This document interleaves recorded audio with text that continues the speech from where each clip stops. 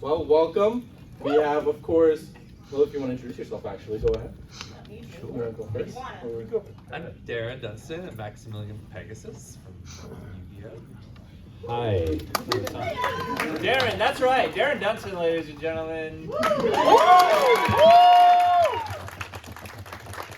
my name is Greg Abbey. I voiced Tristan on the original and Yusei in 5Bs and Raphael in the 2003 Teenage Mutant Ninja Turtles. Let's go. I'm Dan Green, known for Yugi and Yami Yugi, and Knuckles, and U2, and a few assorted others, and I'm cosplaying as Maximilian Pegasus' hair today.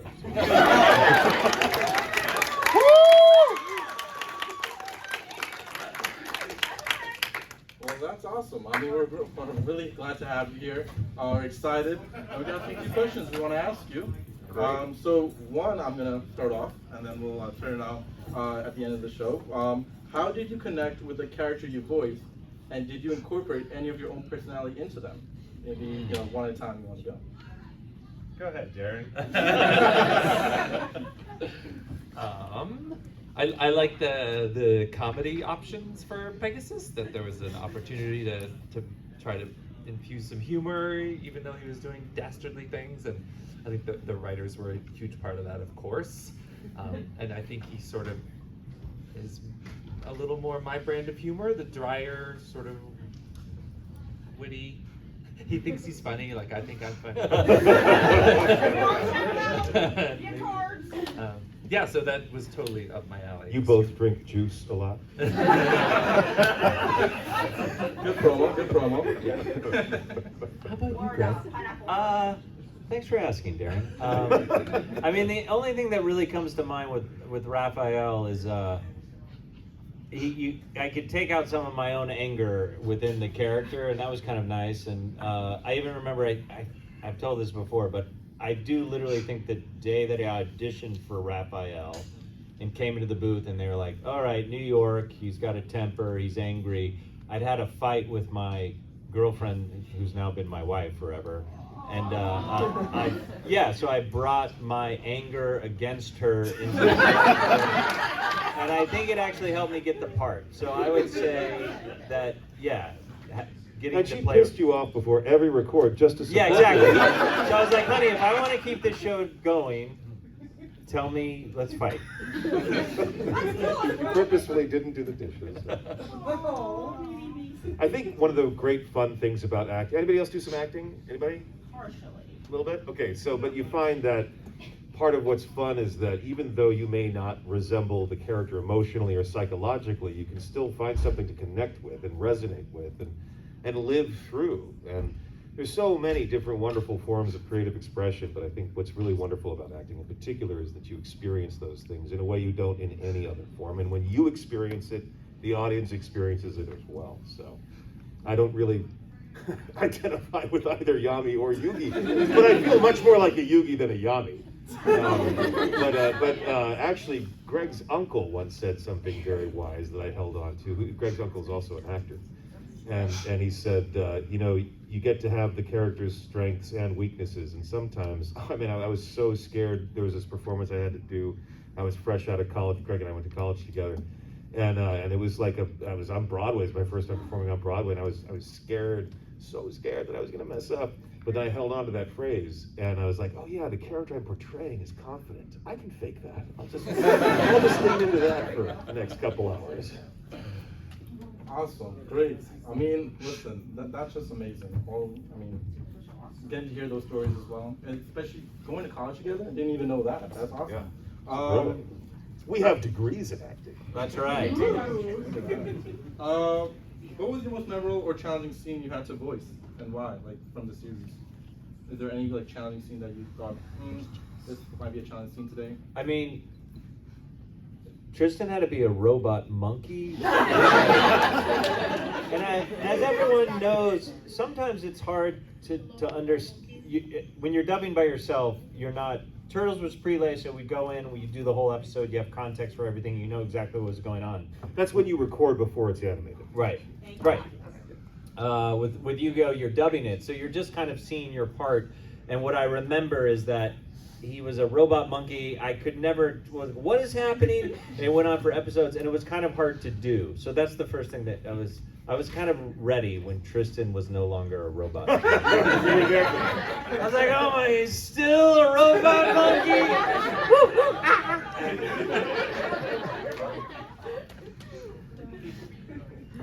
I guess I think of the first time I had to do like a younger character. I definitely sort of stayed in the older pocket for a long time, and then a show that nobody watched called Chaotic came on.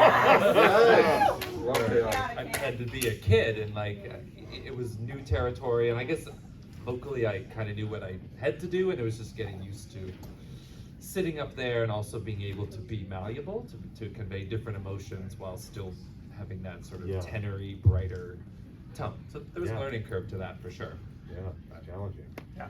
Yeah, when you're working in a different part of your vocal range, high or low, your pitch, so much of how we express how we feel has to do with how we go from up and down, how we inflect things. And when you're saying, okay, well, I can no longer use my lower notes, it makes it a little harder to be as expressive as you might normally want to be.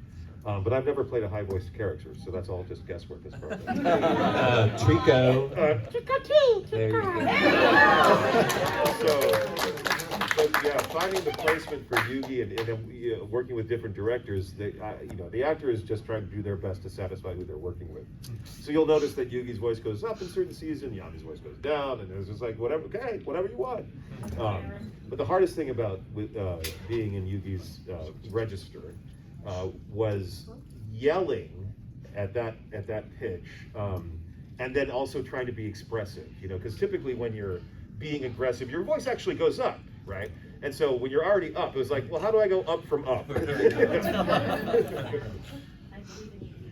the way, shout out to the back room. We got 2 cosplayers. Yeah.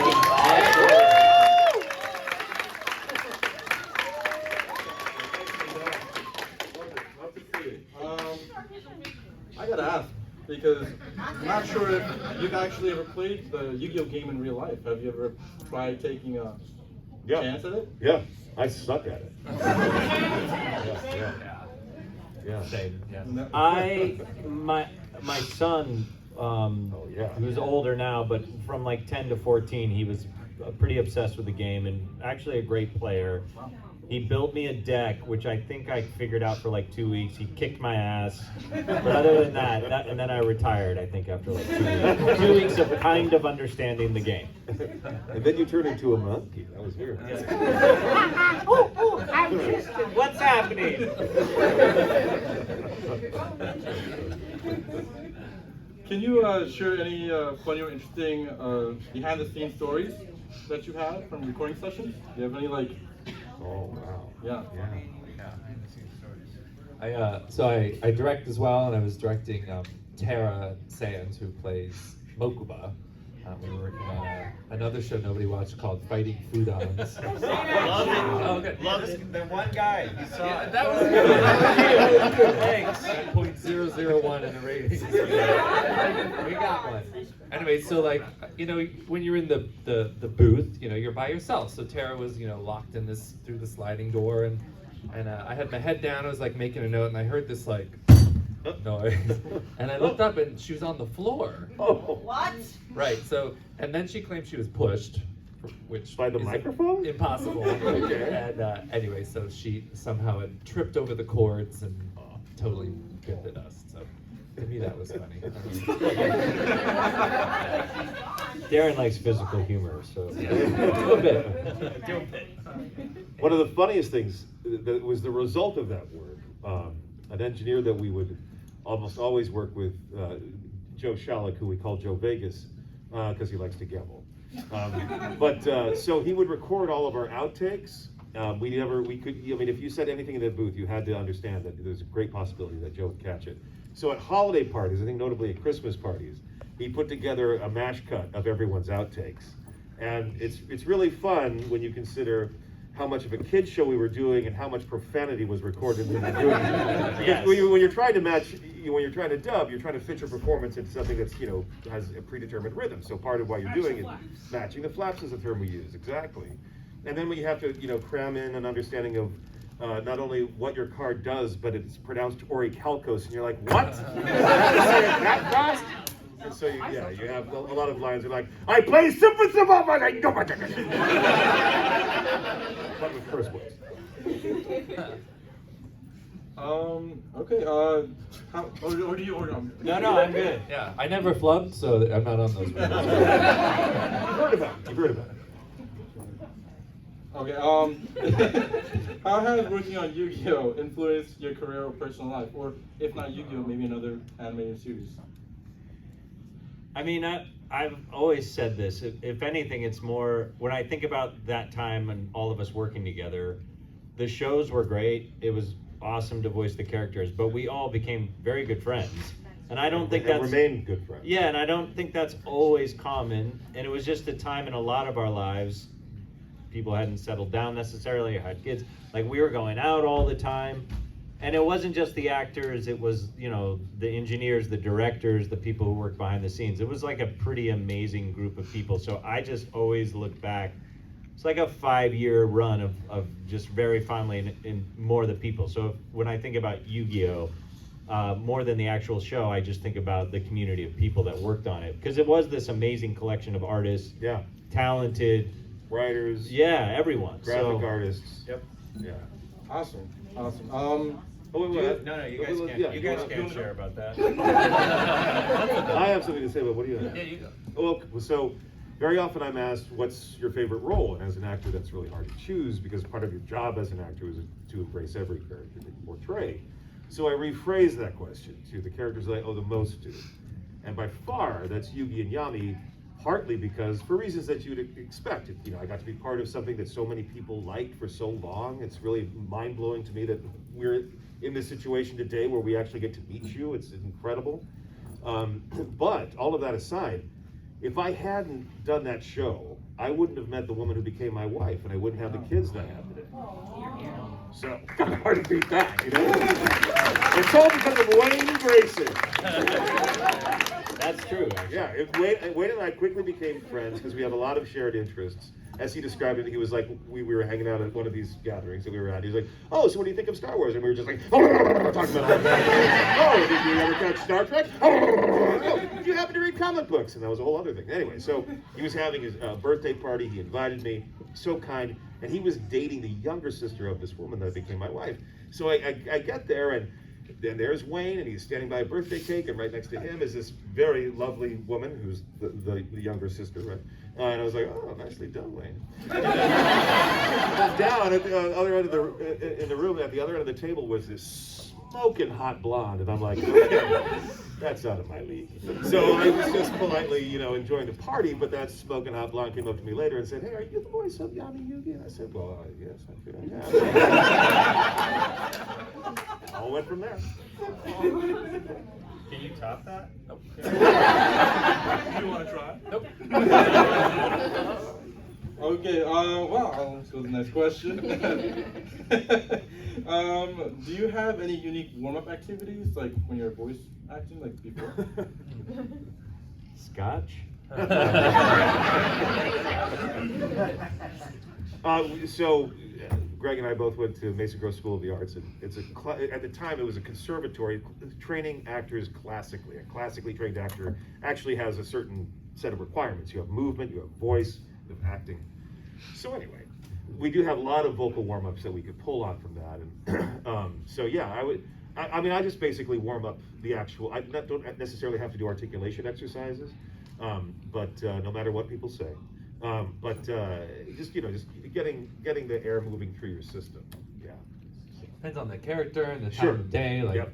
I remember Pegasus always kind of had to have a good tone, like a pure. Yeah. It couldn't be like raspy or scratchy. No. 10 a.m. when you'd been out the night before. I remember one night, the next session, it took me a while, and I felt horribly, and so from then on, I got up extra early. And Sure. or other like Splinter, you could. Oh yeah. Yeah, you can be as raspy as you need to be. So. Awesome. Well, if their series were to continue, or like a reboot, what would you hope for your character's storyline to be? Like, continue on, I guess. That Tristan would finally get to duel. I mean, Could they throw the guy one bone? I mean, he cheered them on every day. Like Joey, he like. Thank you. That's basically all I said for the 7th season. Anyway, I mean, to be honest, all joking aside, I would love to, and I jokingly talk, there's a woman who works at Konami, and I half jokingly say, like, you should reboot the original series. We're still all around. We'd love to do it. I would love to do the show again. So, yeah, anyway. And another movie. Yeah. Another movie would be good. A little over a year ago, or maybe not, maybe it's more like 2 years. But anyway, so on social media, I was still pretty new to social media, and I put up a minute from the manga where Kaiba steals the blue eyes from Yugi, and I put up a panel so you're going from right to left like you read a manga, and of course Eric's doing all of Kaiba's lines, and I'm doing all of Yugi's lines. So we would love to do the whole manga that way with the original cast, and that way you get to see the story that the animation was based on. So it's familiar, but it's also very different. So it's still kind of fresh, and I think that would be a fitting tribute to Takahashi, Sensei Takahashi, who passed away a couple of years ago so heroically, so valiantly. So that's what I would like to see. But if there were a continuation, I'd be curious to see what Yugi's like as an adult, or more of an adult. And I don't think that they should bring the Pharaoh back. I think it's poignant, that it's meaningful that he stays gone. No, You can do a flashback, sure. I remember that conversation I had with the Pharaoh, whatever. But don't actually bring it back. No, I understand completely. Is there a movie that maybe we should know about that may be coming out soon? Or? There was I heard a rumor circulating a month or so ago. It's just a rumor. What's the rumor? Okay. Or is that what I was told to say? I'm going to ask an off-topic Yu-Gi-Oh question, just for me, and then I'll turn to everybody else that wants to ask questions. I've heard rumors of Chaotic coming back. Dang it, Toborns! I've heard Brian Gannon actually brought it back from 4Kids and has been trying to work on it. Would you voice again for the show? Sure. Sure. Absolutely not. Awesome. I'm going to turn, if anybody has questions. I'm sorry to mention, I think that was like when Yugi was like 18 years old, and the Pharaoh's been gone for a while, and then like Yeah. the end of the movie, the Pharaoh comes back in like yellow form or something. Takes Kaiba's ass. I know. Wait, I don't. Actually, a character called Agami. Oh, Sorry. whoopsies. But Agami were interrupted. Corrected. Got it. Any questions? Any questions? So back to what you guys were saying about voicing again. I know rights are an issue and everything. But there's the original Yu-Gi-Oh series from Japan, like the season 0 is what it's called. We've heard of it. Yeah. Would you guys ever think about dubbing that? Sure, of course. And can you dub that? not legally, without the rights holder's permission, and that needs to be respected. But I think we all feel that we'd be happy to return to the characters. Yeah. How can we start that? I don't really know how. I don't know how responsive the powers that be are to fan desires, but it wouldn't hurt to express that's what you would want. And I think Greg makes an excellent point. That we're all still. I mean, we're obviously much older, but we can all still do the voices. So yeah, so yeah, I think that would be really fun to do. Thank you all. Sure. Awesome. Yeah, all in the back. When you have to voice like an animal where there's no human reference, how do you decide on a voice for that? Is that something that the director comes with you for an idea for, or do you guys like look at the animal and then go from there? It's a collaboration usually. Yeah, Sometimes, and it depends on the actor too. Some actors are very good at just coming up with voices or have strong opinions on things, and sometimes the director needs to guide them. Or even this morning we were talking about a character and like, this is what I was thinking. What are you thinking? Yeah, we like, were. Yeah. There's a collaboration with that, and I guess what the producer wants too is another factor. For sure. But you also get a sense visually, what kind of sound you imagine that animal would make. Entei is very lion-like. And he talks.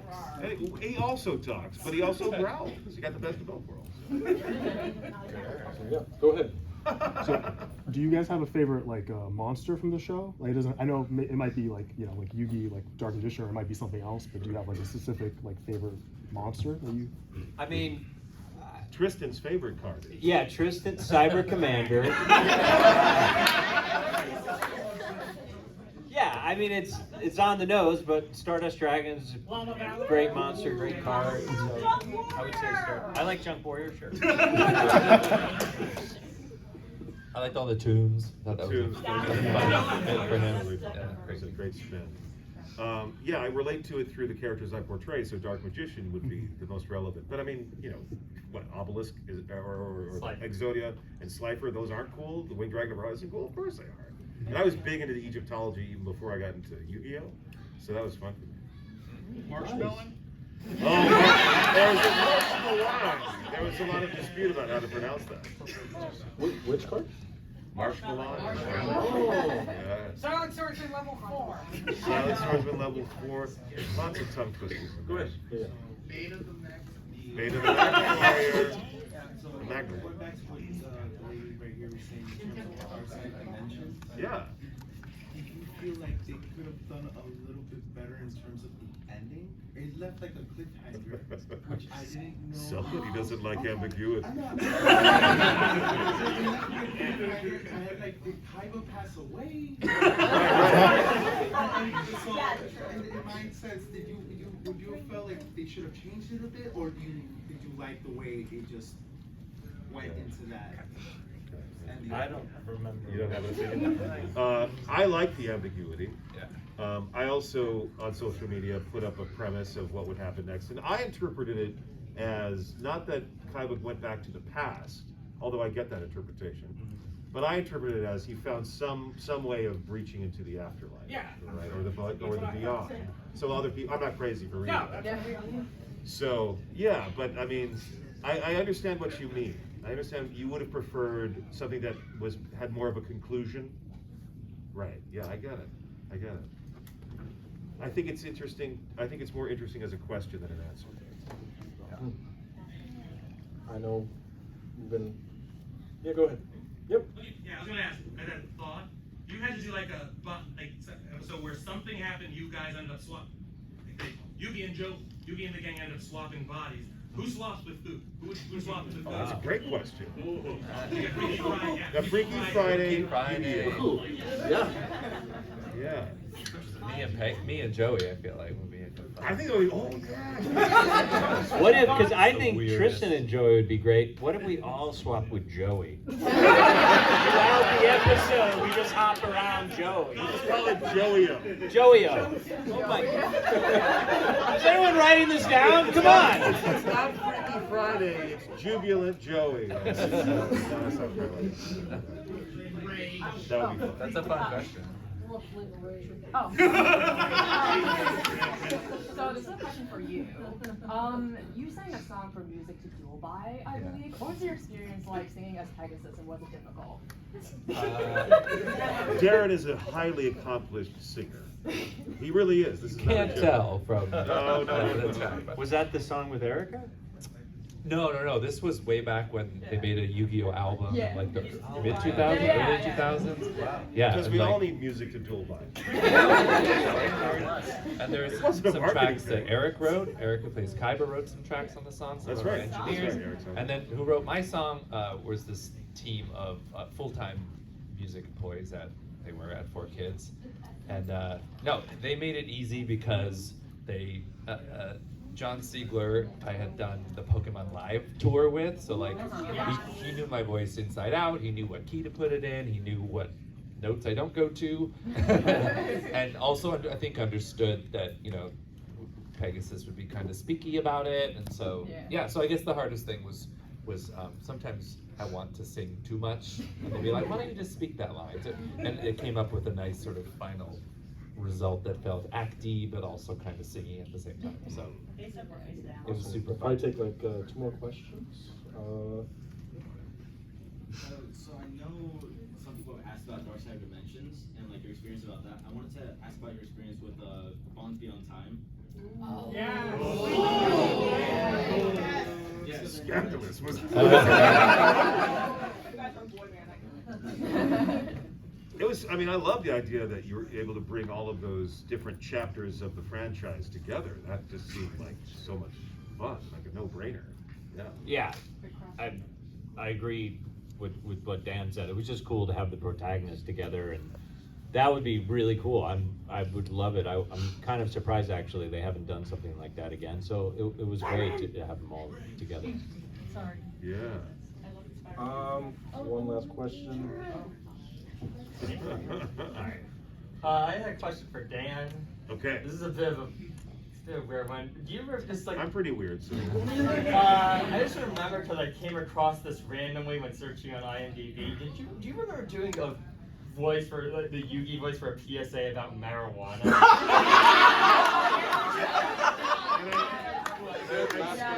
And I was able to find it on YouTube. Yeah. I believe though it was Yami. I think. Yeah. It was like don't smoke weed. Yeah. Wow. What was it? The anti-drug media campaign. Yeah, but what was the catchphrase? Do you remember? It was just like Oh yeah. I'm not the top of my friends would just be disappointed in me if I was not the top of my game. I see. Well, What was it? You're right. It was dueling is my anti. Yeah. You're right. Dueling is my anti-drug. You know, I've never had marijuana, so that you should avoid it. Well, I just want to say thank you so much. I really appreciate it. Thanks, Adam. Yeah, thanks, man. And we all here appreciate you coming, doing this panel.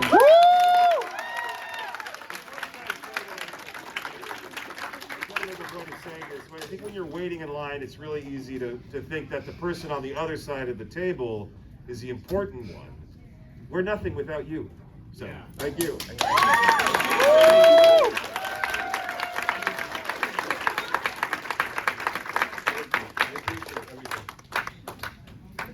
And sorry I farted. I'm eating out of here.